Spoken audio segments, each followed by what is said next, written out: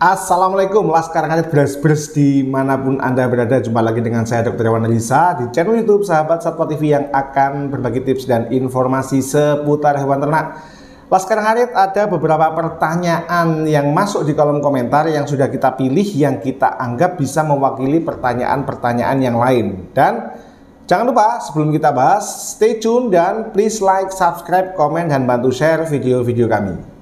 Siap, Laskar Ngarit. Pertanyaan pertama dari @didik8483 bertanya, Pak Dokter tolong dijawab ya, sapi saya Doro 11 bulan ini mengandung 11 bulan kata kuncinya, dan ciri-ciri waktu hamil 7 bulan sudah keluar lendir kuning kental, dan waktu hamil 8 bulan sudah nyunduli. Terus tapi kok sampai sekarang belum lahiran ya? Siap Mas Didik 8483. Yang pertama, tidak ada atau jarang sekali kebuntingan yang lebih dari 10 bulan. Apakah ada yang lebih dari 10 bulan? Saya belum pernah ketemu. Wallahu alam kalau ada teman-teman yang pernah ketemu, asalkan recordingnya hanya 1 kali kawin. Oke, jadi tidak mungkin dari kebuntingan atau perkawinan setelahnya. Yang pertama. Yang kedua, rata-rata 9 bulan 10 hari atau 10 bulan lebih beberapa hari, seekor sapi pasti akan melahirkan. Yang ketiga, Laskar Ngarit, dari kasusnya punyaan Mas Didik ini, apakah sapinya jenengan pernah dikawin lagi baik alam maupun inseminasi buatan setelah tanggal yang jenengan duga bunting 11 bulan? Oke? Saya pernah ada kasus di Plongan, itu diminta memeriksa seekor sapi yang diduga bunting 7 bulan, Laskar Ngarit. Ketika saya cek sapinya, ternyata dia memang bunting, tetapi tidak bunting 7 bulan. Posisi kebuntingan masih 5 bulan on the way 6 bulan. Artinya kalau 7 bulan kita masuk sedikit, turun kita sudah bisa memegang kepala. Tetapi saya baru bisa memegang rahim ini yang berisi anak, ini ada posisi berada di posisi lebih bawah. Lalu ketika saya tanya ke istrinya si peternak, apakah kemungkinan sapi ini pernah kawin lagi setelah perkawinan yang diduga 7-8 bulan, beliau menjawab iya. Sehingga kesimpulannya adalah bila terjadi lebih dari 1 perkawinan, bisa jadi perkawinan yang pertama yang kita duga 11 bulan ini itu tidak jadi, dan jadinya di perkawinan yang kedua, tergantung dari derajat selisih perkawinannya berapa lama.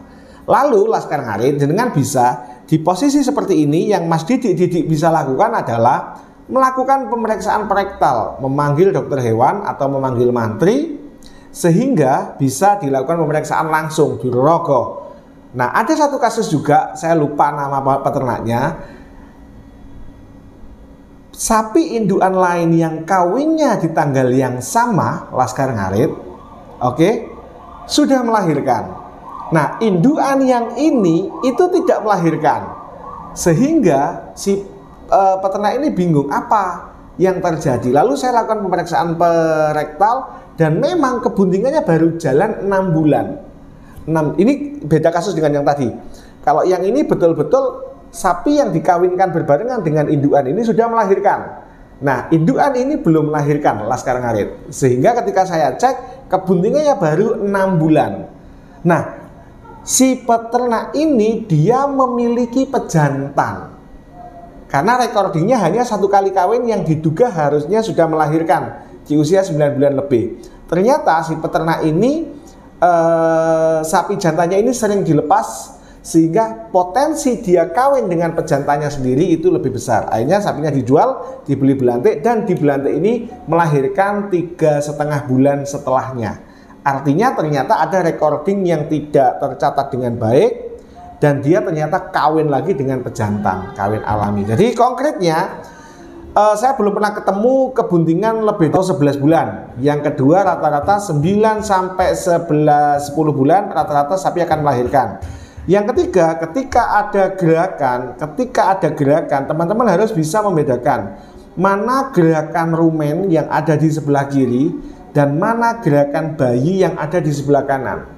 Gerakan rumen adalah lambung paling besar yang dia memiliki ritme gerakan beberapa kali dalam 10 menit Laskar Ngarit.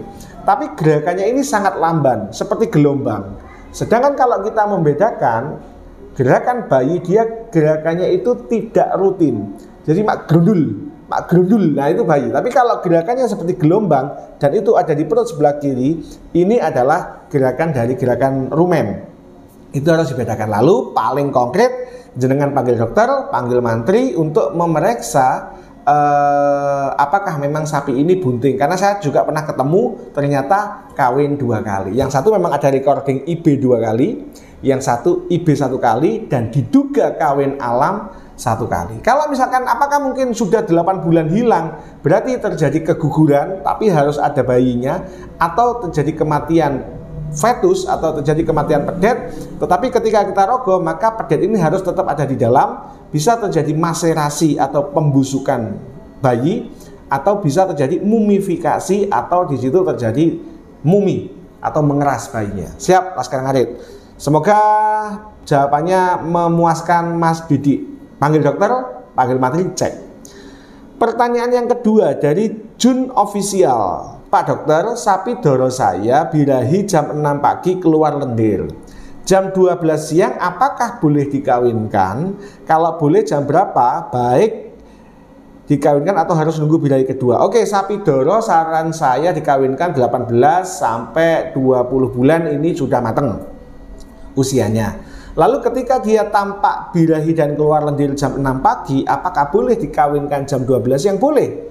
Tetapi masing-masing prosentase dari masing-masing jadwal ini memiliki prosentase keberhasilan. Dikawinkan kurang dari 6 jam, 8 sampai 12 jam, 12 sampai 24 jam setelah birahi, ini tetap bisa jadi Laskar Ngarit. Tetapi memiliki beberapa prosentase kemungkinan untuk jadi Laskar Ngarit. Oke?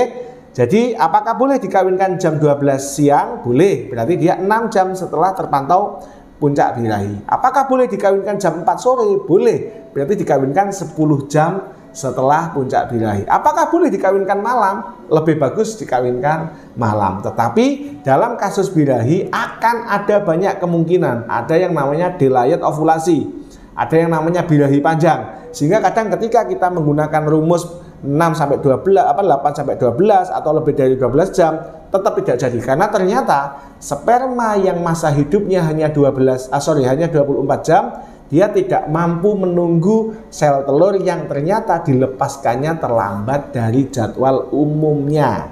Poinnya di sini. Oke, siap Mas Jun Official. Kita lanjut. Kopi susu 1435. Mas Dok, izin tanya, pemberian obat cacing paling bagus setelah dicombor atau sebelum dicombor? Dan waktunya pagi atau sore? Terima kasih.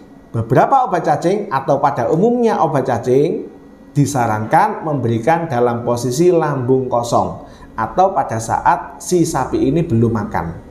Semoga menjawab pertanyaan dari Mas Kopi Susu 1435. Pertanyaan selanjutnya dari Dadan Kurniawan CD812 8IZ.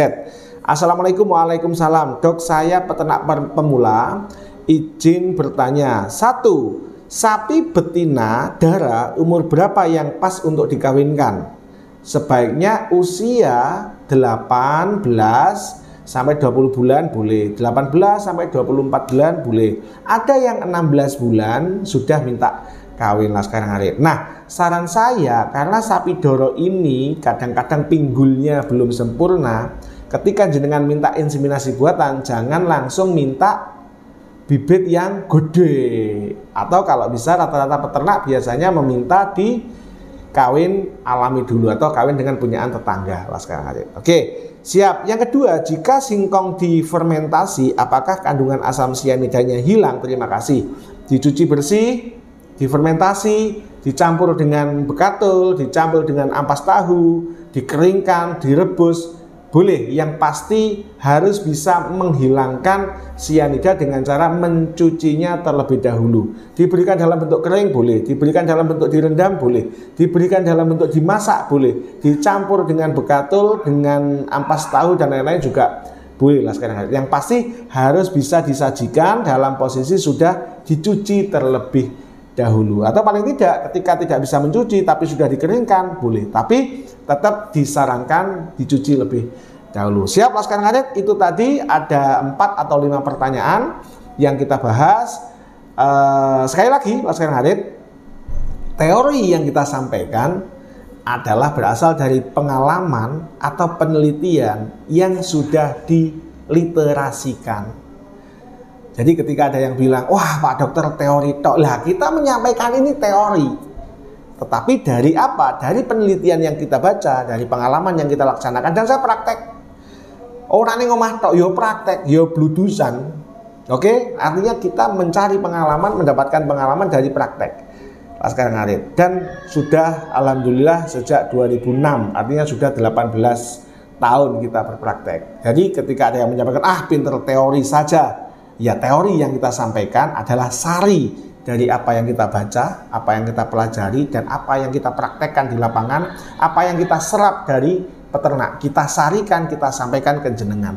Dan alhamdulillah Laskar Ngarit Indonesia sudah subscribe lebih dari 200.000 dan antusiasme bertanya cukup tinggi di kolom komentar. Tentu apa yang saya sampaikan ini bukan satu-satunya pengalaman yang terbaik, bukan satu-satunya sumber informasi yang paling benar, tetapi bisa dijadikan sebagai sebuah pembanding. Ada pengalaman, ada teori yang kita sampaikan, bisa dijadikan pembanding. Siapa tahu cocok dengan permasalahan di lapangan yang Anda hadapi. Lemah teles, Gusti Allah sing wales. Jangan lupa like, subscribe, komen, dan bantu share videonya. Sekian, wassalamualaikum warahmatullahi wabarakatuh. Laskar Ngarit Blas-Blas. Harus tetap semangat.